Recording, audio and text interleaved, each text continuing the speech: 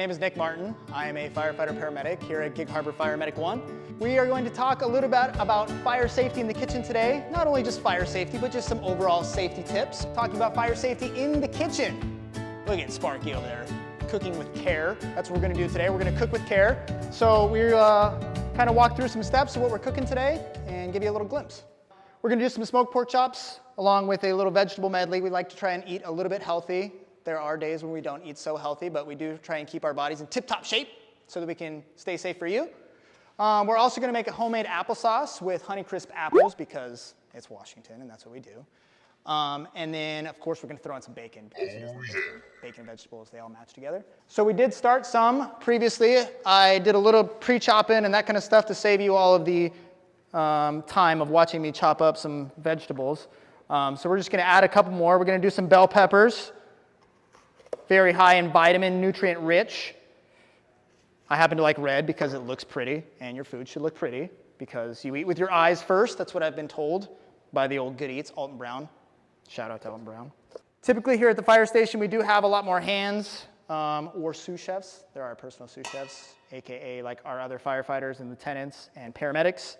So we got the white carrot along with the purple carrot and the orange traditional, because tradition. And then you got some yellow down there. We're gonna mix all these together. We're gonna saute those up in the bacon grease. We'll get to in a minute. We have the zucchini, which honestly I'm not a huge fan of because they get overcooked pretty easily, but they are good for you and you still gotta eat them. And they're cheap, so we add them in. I have to work on my peeling skills. My daughters love it when I try and get the whole apple peeled in one peel, so I gotta practice whenever I can so they don't shun me when I get home. So we're just gonna do a quick chop. These apples are gonna go in a pot. We're gonna make some homemade applesauce. Homemade applesauce is one of those things that's just super easy to make. Really seasonal. Obviously it's apple season here in Washington. So we have great apples and they're cheap and inexpensive. So to add all these in, we're gonna add these separate because they cook really quick. So what we did over here. So a couple of things to go over here. One, if you notice, we have an electric cooktop at this station. Not all of our stations are equipped with the electric cooktop, but I think it's really important from a fire safety standpoint. A lot of the fires that we go on, people have a lot of clutter around their ovens, they have cutting boards, they have whatever that they stack here, and then these knobs just get bumped. And because there's not an open flame, because there's not a smell of gas, you don't necessarily know that they're on. Some of the newer ones, the induction ones, have to have like certain pans and stuff, which is really helpful. But if you don't have that style, it's really easy to get them bumped. A dog jumps on there, does whatever. So if you can keep your cooktop and stuff clean and free of anything that might burn or heat up, that would be really beneficial and helpful because once you get any kind of fire on a cooktop like this, you can notice if it overlaps any of this hoods or anything like that, you get into the cabinets, and we see a lot of kitchen fires that way. The other thing is you notice I'm using the back burners when possible. Obviously the sizing matters and is different, but anytime you're using one of these front burners, especially with any kind of grease or anything like that, oftentimes, you know, we're used to doing this and we'll shake it and we'll look fancy because we want to look cool in front of our friends. But then we forget to put this handle in. So obviously this is a hazard for any child or somebody bumps it or does whatever. So it's better just to keep this anytime you're not using it, you know, put it away, tuck it away. So we pre-cooked this bacon because it does take a little while to cook. We're gonna use some of this grease for our vegetable medley. Obviously, one of the important things anytime you're talking about fire safety in the kitchen, and especially with grease, is that grease gets very hot. And anytime you add any kind of liquid or anything cold to it, it has a tendency to pop. Even if something like you just washed your vegetables and now you're putting them in there and then there's some water to it, one, you're gonna get splashing of the grease and you're gonna get burns. Any kind of, you know, child in the area or anything like that can get burns on them. And then it can also flare up and flame up. Even just, you know, like a lot of the garlic pastes or something like that you're gonna put in there will catch fire. And then the important thing is to have something around, either a fire extinguisher or a lid of any sort that might work to cover it, snuff it out, and that kind of thing. The most important thing is to not panic, all right? Get it off the heat, and then find a way to either smother it or put it out with a fire extinguisher. If you walked away and you've noticed a grease fire and now it's in the cabinets and all that stuff, just call us, get out of the house. All right. So now we have pre-washed these vegetables so we don't have a bunch of water flying everywhere. We're going to add them. See, look how colorful, it's nice. We're going to add our Brussels sprouts and our carrots and our bell pepper. We also already started some of the apples, so we're going to add those. All we're going to add to this is just a little cinnamon. Sometimes I like to add a little bit of ginger. Not a lot of ginger because it's a very strong spice, but it does add just a little bit of a different flavor that's pretty good. And you can even add just a skosh of salt just to bring out some of the sweetness flavor of the apples. I do not particularly add any sugar or anything like that to the applesauce that I make just because I don't feel like it needs it. The apples we have here are sweet enough already. This pan has handles, which is nice to have, but always good to have just a mitt available close by in case you touch it and it's hot. You don't want to like drop the pan. Also, you can notice that I try and limit how many things I have on the stove at one time, especially you go to bake something, you pull it out of the oven, you realize that it's super hot and it's burning through your mitts, and you go to put it on the oven and you have 3 or 4 other pots or something on there and you don't have anywhere to put it, and next thing you know you're spilling hot grease or you're spilling the contents of your whatever was on the baking sheet, and it's a mess. So you don't want to do that. You don't want to burn yourself. We just got these fancy blenders, which are awesome. The applesauce is easy to make. As long as you get the apple soft enough, any blender typically works.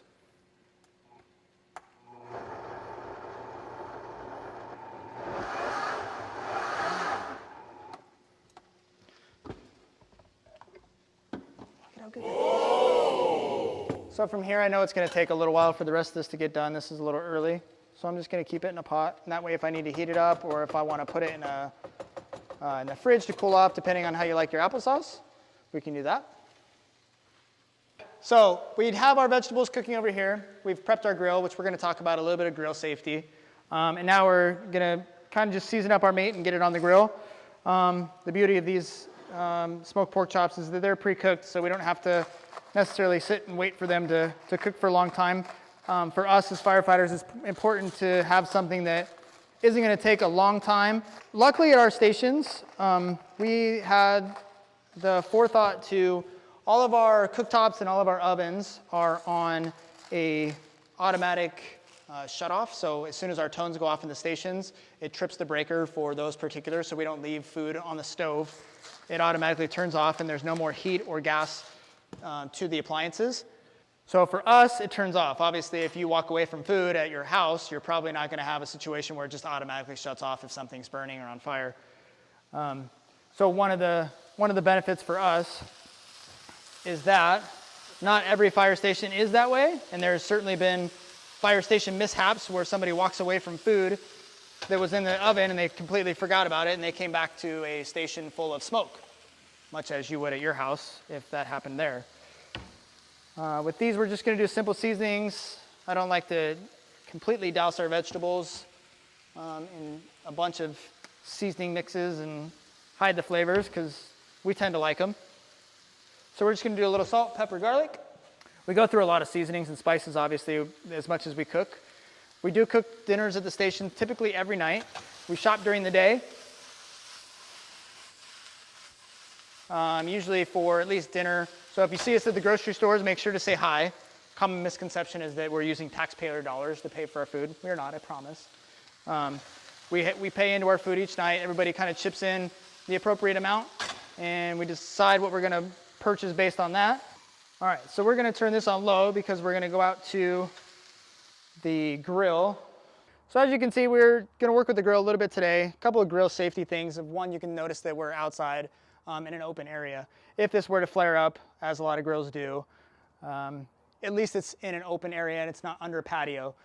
For example, like our Traeger here that sits under the patio, if we were not to pull this out when we use it, it's gonna smoke up all these things, especially ours is under a sprinkler head, so that could pop that head and make a mess. So when we use something, we'll tuck it underneath to keep it safe from the elements, and then we'll pull it out just like anybody else should at your house. A lot of times we get those patio fires where something starts outside, it gets up into the bird blocking, which is this gap in your attic space, and it can catch we've had a couple of recent fires in these past years that have started out on a deck or a patio and have moved inside the house. So something just to keep the heat and elements away from the house as much as possible. The other thing is like we're working with propane.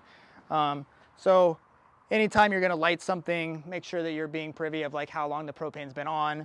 If somebody came out to start it for you, just make sure that, you know, if you come out and the grill's been on and there's no flame, maybe open it up, give it some time to air out. Especially if you're on gas or propane, you may not be able to smell it. So just keep in mind that if it's been on and there's no flame, you're probably gonna wanna give it some time before you start lighting it and blowing everything up. It's kind of frowned upon, your neighbors aren't gonna like you very much. So like I said, these pork chops in particular they've already been pre-smoked, so they don't take a long time to cook. We're basically just gonna heat them up. So I'm gonna leave them on this side for about 2 minutes. I tend to, like I said, I like to eat with my eyes first. So I'm gonna get the grill marks on one side. We're gonna leave it for about 2 minutes. We're gonna turn them and rotate them just 90 degrees to get the grill marks even on both sides. Then we're gonna flip them, give them another couple minutes, and then rotate them again, and they'll be on here for maybe 8 minutes or so, and that's about it. So you have our one-sided grill side marks there. We're gonna roll these over so that we can get the other side. Anytime you're cooking anything really fatty on the grill, these obviously have some marbling and fat in them. It's also a good idea, which I don't have, is to have a spray bottle with water just in case this does flare up to a point where you have to cover it up. You're just gonna lose your food. But if this does flare up, you're gonna wanna turn off the gas, turn off the burners, and just close the lid and let it die down if you don't have water. Okay. So we have our last side here. We're just gonna check these, and if you notice, nice grill marks, that's what we're looking for. I'm gonna put them on our fancy platter here. We're super fancy at the fire station. I don't even know where this came from. That one doesn't have the best grill marks, so we're gonna give that to the rookie. We're gonna make sure this is off. Not only are we gonna turn off the burners, but we're also gonna turn off the propane. So we'll keep everything tidy. We're gonna let this cool off, we'll clean it, and then we'll get it back into a safe place away from the elements. All right.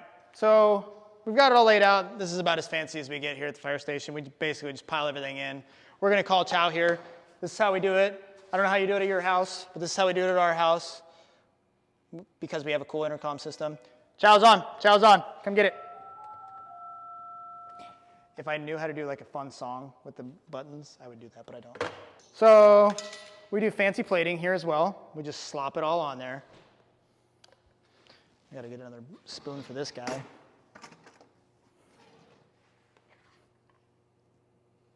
Oh my gosh, that was terrible. Whatever. Rookie will clean that up. Oh, it's so good. You could taste the freshness of the vegetables, and oh, this is so good. You're just gonna have to try it at home. Chow's on, come get it. Tip-top shape.